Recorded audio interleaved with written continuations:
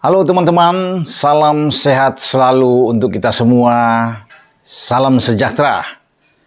Semoga keluarga Anda juga baik-baik saja, tetap semangat.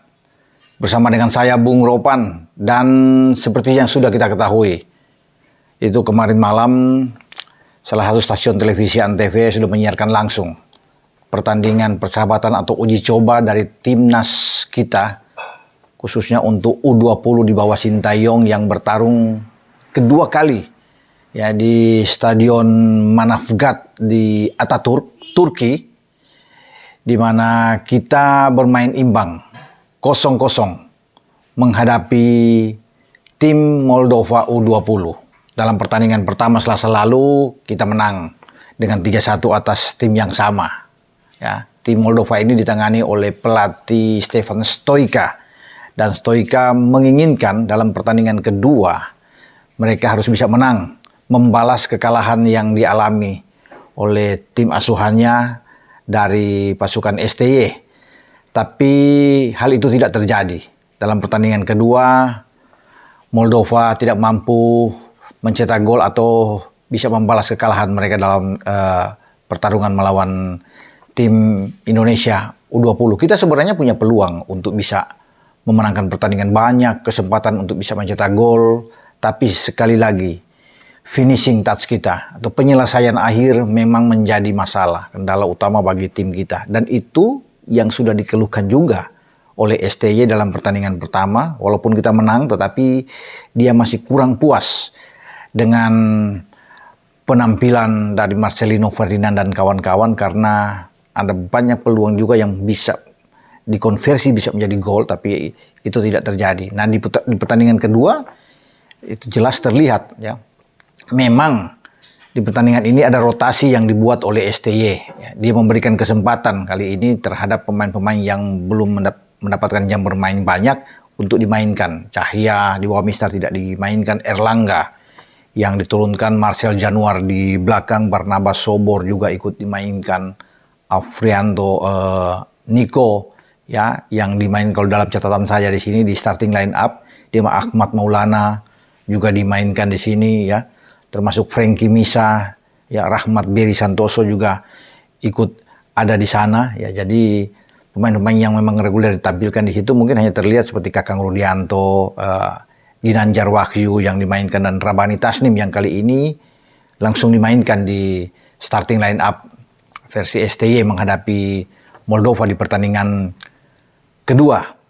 Dan ada peluang untuk seperti Ginanjar Wahyu ya, di babak pertama seharusnya bisa mencetak gol tapi akhirnya gagal. Juga Hoki Caraka ketika masuk di babak kedua, untuk mestinya kita harus unggul ya, ada Ronaldo. Di babak kedua juga ketika STY melihat kita kurang begitu agresif ya di babak pertama ya, tidak mampu untuk bisa membongkar pertahanan lawan yang ketat ya, disiplin dari pemain-pemain Moldova ya. Tetapi di babak kedua STY coba untuk menarik ya, mungkin 8-9 pemain keluar, dan dia memasukin Marcelino Ferdinand, Sanadin Haris ya, ini pemain-pemain top ya. Arkan dimainkan, termasuk Ronaldo, Hoki Caraka ikut dimainkan, ada Robbie Darwish di belakang juga ikut dimainkan, Dimas Juliono ya. Semua pemain-pemain ini, dan di babak kedua kita jauh lebih bagus memang. Penampilan kita, penguasaan bola kita bagus, determinasi oke, tapi lagi-lagi masalah untuk bisa mencetak gol ini. Percuma kalau kita bisa bermain walaupun kita bermain bagus ya. Banyak peluang yang tercipta ya, tetapi akhirnya dengan penguasaan bola yang tinggi tapi kita tidak bisa menjebol gawang lawan ya. Moldova ini dikawal kali ini oleh penjaga gawang Denis Fornik, dan dia bermain oke lah, terutama di babak 2 untuk menggagalkan setiap serangan pemain-pemain Indonesia. Tapi apapun yang harus dikatakan, saya pikir ini hasil yang harus diterima, karena yang pasti kita tidak kalah. Walaupun kita memang menginginkan harus bisa menang, tapi kita bermain 2 kali, 1 menang dan 1 imbang. Jadi dari secara keseluruhan kita bermain 4 kali uji coba ini, kita menang 2 kali, 1 kali imbang dan 1 kali kalah. Satu-satunya kekalahan melawan tim U20 Turki. Dan di pertandingan pertama uji coba kita itu menang melawan Cakaliki Sports ya dengan 2-1. pertandingan kemarin itu adalah akhir dari uji coba selama berada di Turki ketika tim kita ini berada di kota Antalya dan hari ini bergerak menuju atau pindah home base ini berangkat ke Spanyol di Malaga. Nah, di sanalah STY dan tim kepelatihan akan memoles kembali bagi Muhammad Ferrari dan kawan-kawan, karena Muhammad Ferrari kemarin tidak dimainkan sama sekali, diistirahatkan. Sehingga nantinya di Spanyol ini akan dicari lagi uji coba yang tentunya kualitasnya dipilih lebih dari Moldova, ya. Karena di Spanyol siapa tahu di sana akan mendapatkan tim-tim bagus, karena banyak juga tim-tim U20, apalagi klub-klub setempat ya, yang bisa ada. Mungkin di Malaga sendiri, ya, di sana bisa ada tim muda ya yang bisa dimainkan bersama dengan tim kita, atau mencoba bermain dengan tim U20 Spanyol. Nah, ini menarik. Ya.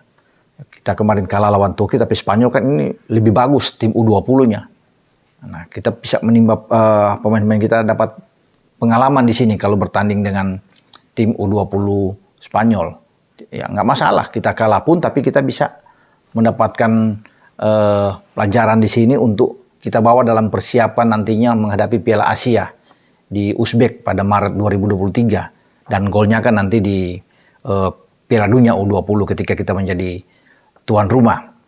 Jadi sekarang bagi STY tetap dia akan mematangkan ya, semua aspek yang ada, yang dia rasa masih kurang, yang masih lemah di dalam timnya ketika melakoni 4 laga uji coba ini, sehingga itu yang akan ditingkatkan ketika berada di Spanyol selama kurang lebih 1 bulan, dan pada awal Desember kembali ke Indonesia. Karena dia harus kembali ke Indonesia, setelah itu selepas dia harus mempersiapkan tim senior ya, yang diperkuat oleh Mark Klok dan kawan-kawan untuk menghadapi Piala AFF yang akan dimulai pada 23 Desember itu sampai dengan 15 Januari 2023. Nah, di sini juga pasti STY memasang target tinggi, harus menjadi juara.